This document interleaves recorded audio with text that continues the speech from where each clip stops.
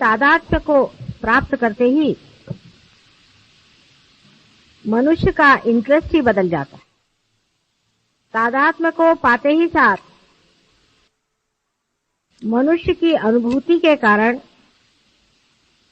वो सालोक्य और सामीप्य की ओर उतरना नहीं चाहता।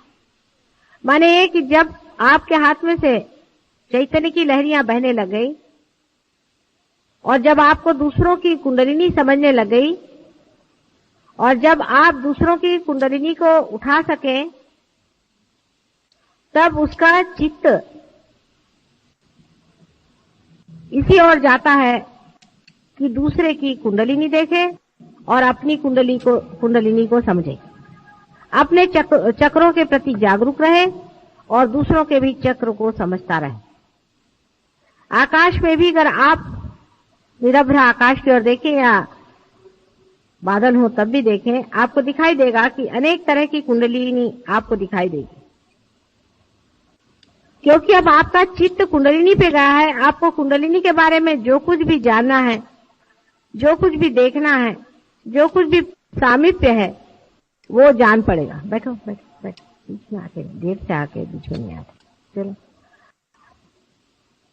कुंडलिनी के बारे में इंटरेस्ट जो है वो बढ़ जाता है, बाकी के इंटरेस्ट अपने आप ही लुप्त हो जाते हैं। ऐसा ही समझ लीजिए कि आप जब अपने बचपन को छोड़ करके जवानी में आ जाते हैं तो आपके जवानी के जो इंटरेस्ट हैं, आपकी नौकरी धंधा बीबी बच्चे, उसमें आपके इंटरेस्ट आ जाते हैं।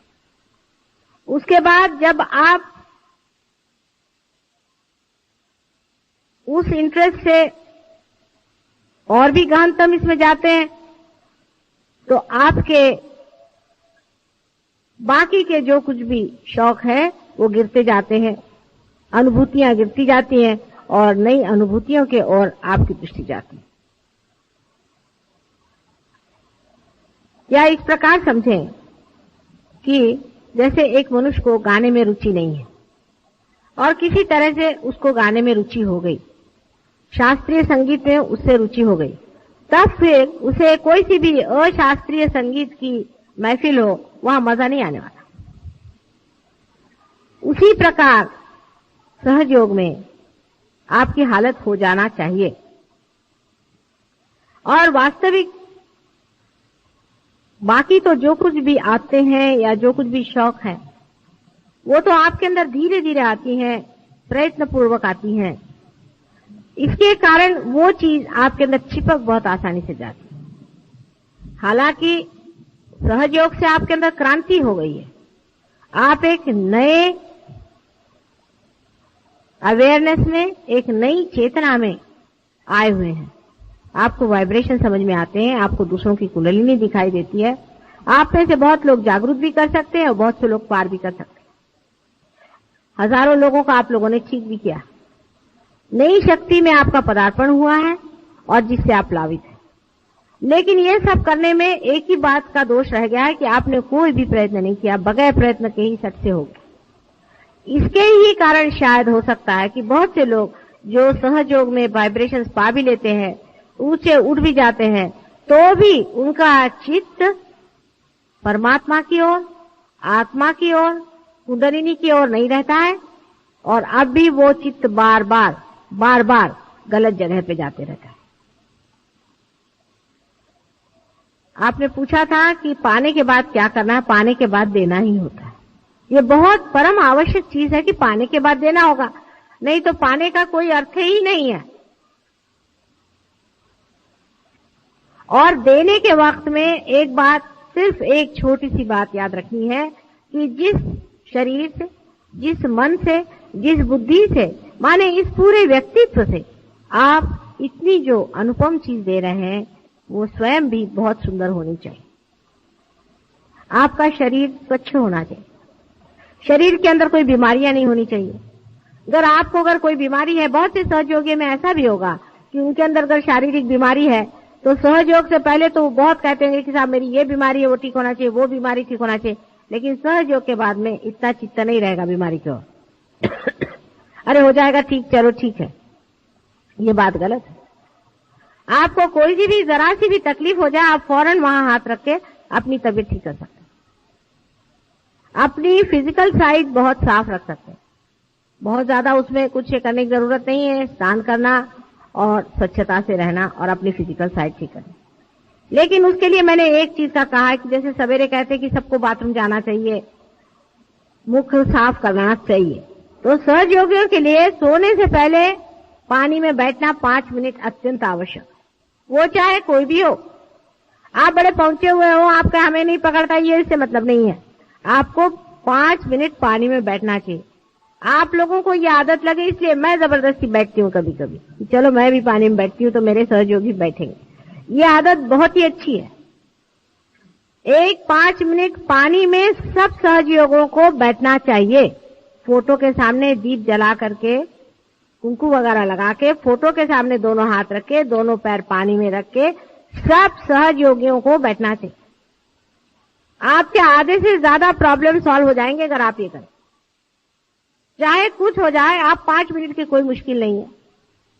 सोने से पहले पानी में सबको बैठना चाहिए। इससे आपका जो है आधे से ज्यादा पकड़ना खत्म हो जाएगा। सवेरे के टाइम में जल्दी उठना चाहिए। हम लोगों का सहयोग दिन का काम है, रात का नहीं, इसलिए रात को जल्दी सोना चाहिए।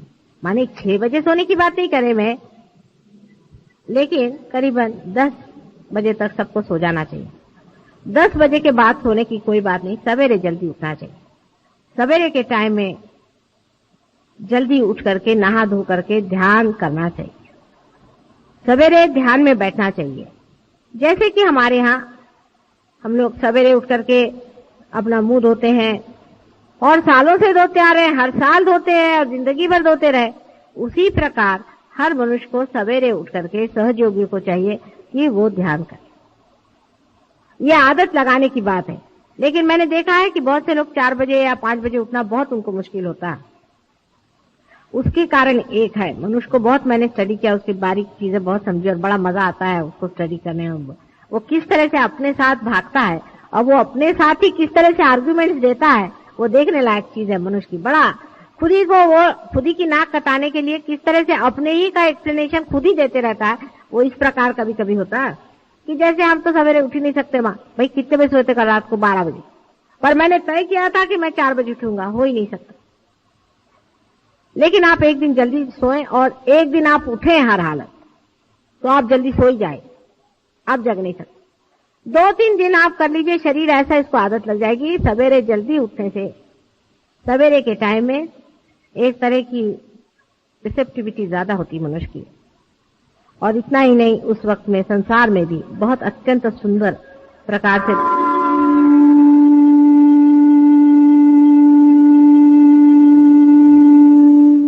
ते मशीन आहे ना, ते बरोबर आहे, पण माणसांचं असंच होतं कधी कधी, मध्येच काहीतरी डोकं भडकतं, समजत नाही का।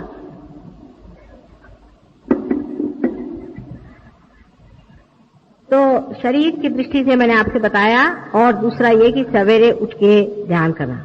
अब ध्यान कैसे करना, सोचे ध्यान कैसे करना। सवेरे उठ पहले नतमस्तक होके अपने को अपने हृदय में नत कर, पहली चीज है नत करना है। Humble down yourself. किसी ने ये सोच लिया कि मैंने बहुत पा लिया या मैं बहुत कुछ बड़ा भारी संत साधु महात्मा हूं, तो समझ लीजिए वो गया, सहयोग से गया।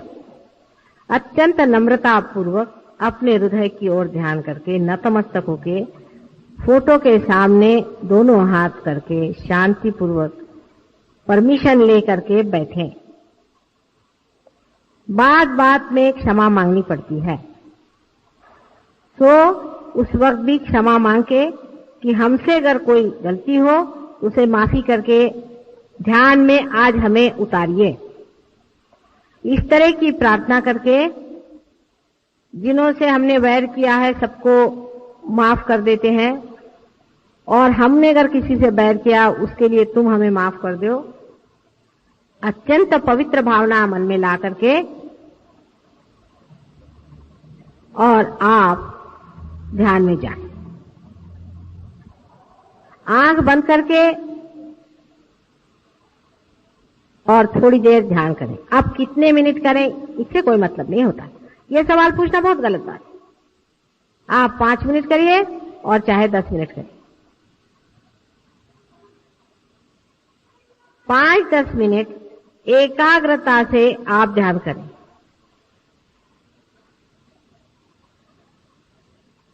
नतमस्तक होकर के आप ध्यान करें। पर ध्यान करने से पहले, इसको समझ लें, ध्यान करने से पहले जहां बैठ रहे हैं उस आसन में बंधन दें, अपने को बंधन दें, अपने शरीर को बंधन दें। 7 मर्तबा अपने शरीर को बंधन दें, स्थान को बंधन दें, फोटो को बंधन दें। ये तो हो गया मैकेनिकल बाहर करने का, क्योंकि कुछ लोग तो यूं कर लेते, हो गया काम खत्म। ऐसी बात नहीं। विचार पूर्वक अत्यंत श्रद्धा से, जिस तरह से पूजा में बैठे हैं, अत्यंत श्रद्धा से मौन रख के और बंधन दें। उस वक्त में ये नहीं कि जैसे पूजा में लोग कहते हैं भाई वो ले आओ, ये ले आओ, इस तरह से। और उसके बाद अपने मन को बंधन दें। अब मन कहाँ होता है? आपने आज तक मुझसे नहीं पूछा कि मां मन कहाँ होता है। मन यहां होता है, यहां उसकी शुरुआत है। माने विशुद्धि चक्र और आज्ञा चक्र को बहुत जबरदस्त बंधन दे, मन को बंधन देना है। और ये विचार करें कि हम प्रभु तेरे ही बंधन में रहें, हमारे ऊपर कोई बुरा असर ना आए, अत्यंत नतमस्तक होकर के। और उस वक्त में ये सोच के कि हम साक्षी हैं और सब चीज से हम अलग हट करके हम निर्मल हैं, उस चीज से हम उससे अछूते हैं। सब चीज से अपने को हटा करके और अब आप बैठ रहे हैं। आप ऐसा प्रयत्न रोज करें, आपको इसी की एक प्रकार से आदत लग जाएगी। अत्यंत श्रद्धा पूर्वक ध्यान करें सवेरे का समय, चाहे 10 मिनट और चाहे आधे घंटे, उसका कुछ फर्क नहीं पड़ता। ध्यान करते वक्त में कुछ हाथ ऊपर नीचे मत करिए। ध्यान करते वक्त में सिर्फ फोटो की ओर दृष्टि रखते रखते आंख को बंद कर लें और कोई हाथ पैर घुमाने की जरूरत नहीं। उस वक्त कोई सा भी चक्र जो खराब हो, उस चक्र की ओर सिर्फ दृष्टि करने ही से वो चक्र ठीक हो जाएगा। क्योंकि उस वक्त मैंने कहा है कि गति ज्यादा रहती है सवेरे के टाइम। अब पहले तो अपने चक्र वगैरह शुद्ध हो गए, उसके बाद अपने आत्म तत्व पर विचार करें या अपने आत्म तत्व, आत्मा की ओर चित्त ले जाए। आत्मा कहाँ होता है? किसी ने मुझसे ये भी नहीं पूछा आज तक कि मां आत्मा कहाँ होता है। आत्मा हमारे हृदय में होता है, लेकिन उसकी सीट जो है यहाँ सहस्त्रार के ऊपर में होती है। तो इसलिए मैंने कहा था कि हृदय में नतमस्तक हो और चित्त जो है सहस्त्रार की ओर ले जाके आत्मा के ओर समर्पित हो। विचार से ही आत्मा के ओर समर्पित हो। आत्म तत्व का इसेंस क्या है? आत्म तत्व जो है वो पवित्रता है। पूरी निर्मल पवित्रता कहिए, उसके ओर नजर करें। वो पूर्णतया अलिप्त है, किसी चीज में लिप्त नहीं। जो भी चीज आपसे लिपटी हुई है उसी के कारण आप आत्मा से दूर हैं। आत्म तत्व का विचार करें और ये आत्म तत्व प्रेम है। अनेक बार इसका विचार करें, बहुत बड़ा विचार है। आत्म तत्व प्रेम है। बहुत अनेक धर्म संसार में संस्थापित हुए, लेकिन उसमें प्रेम की व्याख्या कोई कर नहीं पाया। इसके कारण उसके अनेक विपर्यास हो गए। प्रेम की व्याख्या नहीं हो पाती